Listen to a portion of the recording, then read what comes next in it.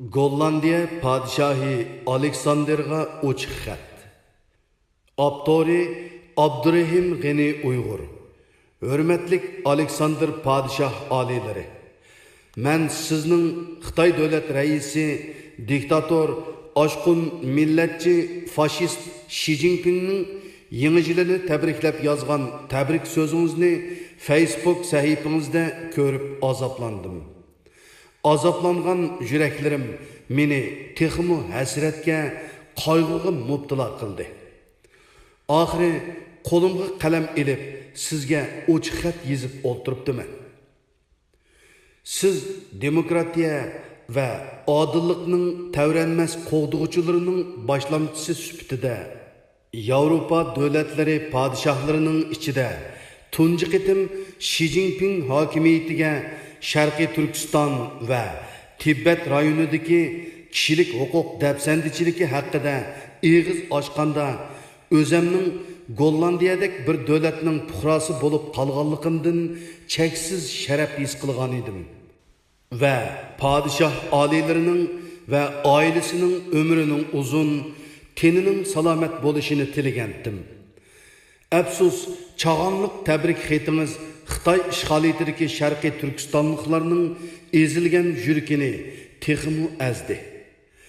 Men sizga 2018-yili 7-oyda Sharqiy Turkistonda bo'layotgan etnik qirg'inchilikdan andish qilib, shundaqla 1 yildan ortiq vaqtning yoki ota-onam va urug' tuqqanlarim bilan ko'risholmayotganligimni, sizning Uyg'urlarning masalasiga ko'ngil bo'lib, ota-onam va urug' tuqqanlarimning izderikini qilib berish haqida xat yozsam, sekretarimiz orqali xatimga samimiy javob berib, Tashqi ishlar ministrligiga havola qilganlik haqidagi xatingizni o'qib, cheksiz hayajonlangan va sizning eng tuvan tabaqadagi bir puhroyingizning xatini astoydillik bilan o'qib, ko'ngil bo'lganligingizdan iborat bu axloqiy fazilatingizdan ta'sirlanib, ko'zlarimdan issiq yoshlar to'kilgan.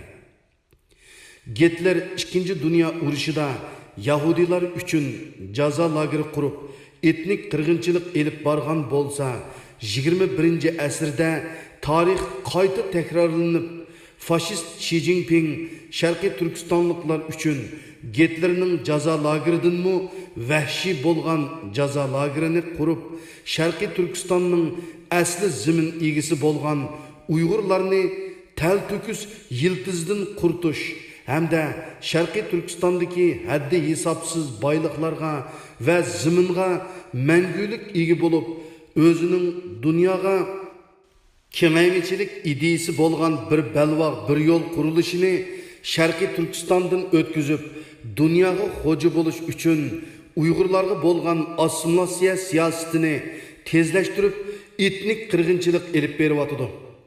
Hurmatli podshoh oliylari, men ota-onam va urug' tuqqanlarimning izderikini qilish va Xitoy ishg'oliyatidagi Sharqiy Turkistonliklarning navbatda Xitoyning etnik qirg'inchiligiga duch kelayotganligini Gollandiya hukumati va dunyoning har qaysi joylaridan Gollandiyaga kelgan sayohatchilarga anglatish va ularning yesdoshligini qo'zg'ash hamda Xitoyning etnik qirg'inchiligiga qarshi jamoat fikri hosil qilish uchun 2018-yili 6-oyning 23-kunidan e'tiboran Gollandiya parlamentining oldida 5 kun, ondan Amsterdam Dam maydonida har hafta shanba va yakshanba kuni yolg'iz kishilik tinish shaklda izchil namoyish qilib, ovozsiz qolgan xalqimning ovozini anglitib kelyapman.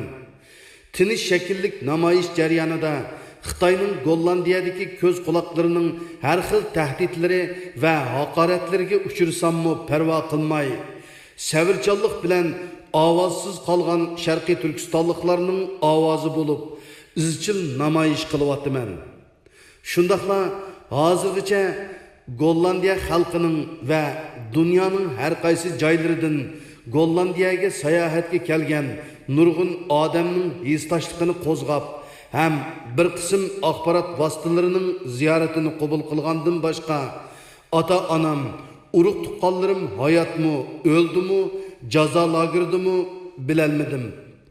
Sizdek bir adil padişahtın tövençilik bilen ötünüdüğünüm Xitay hükümeti bilen diplomatik alaka arkalık öz devletinizin addi bir puhrasının Şarkı Türkistan'daki urug' tuqqanları hakkında malumat berishni ve Şarkı Türkistanlıklarga elib beriyotgan etnik qirg'inchilikni to'xtatib, Şarkı Türkistanlıklarning kishilik huquqini yaxshilash haqida suhbat oraliqida o'tirg'i qo'yishingizni tovanchilik bilan so'rayman. Hurmat bilan Abdurahim G'ani Uyg'ur.